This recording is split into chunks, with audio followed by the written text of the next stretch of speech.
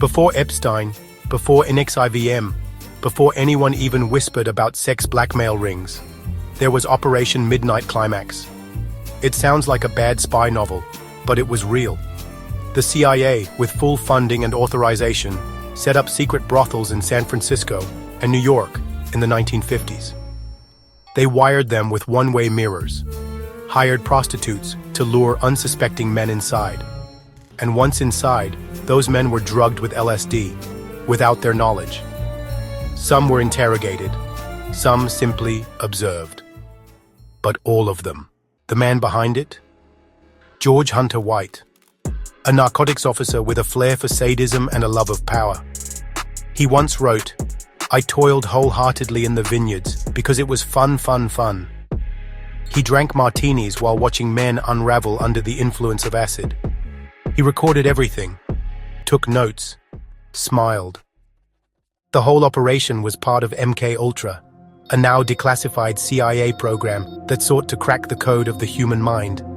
They wanted to know, could you make someone forget? Could you make them kill?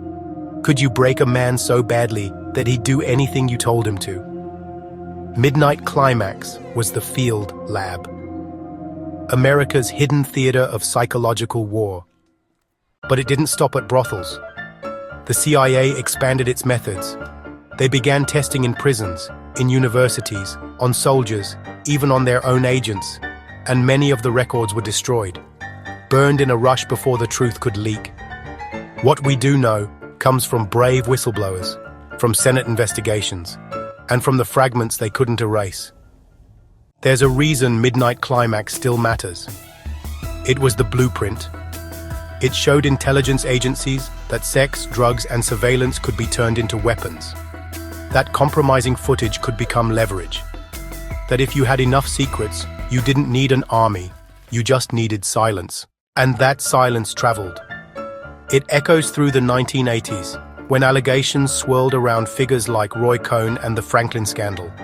It pulses into the 1990s and 2000s, where names like Epstein and Maxwell take the stage. And it mutates, becoming cults like NXIVM, backed by the rich, the powerful, and the untouchable. They want you to think Midnight Climax was just a Cold War anomaly, a quirky footnote in the history of espionage. But ask yourself, if they could do that then, with so little oversight, what are they capable of now? How much of today's silence is still bought with sex, drugs, and blackmail? This wasn't just a secret CIA project. It was a moral crime, against the Constitution, against humanity, and honestly, it laid the foundation for everything that followed. Operation Midnight Climax isn't just history. It's a warning. The past didn't die. It just got better at hiding.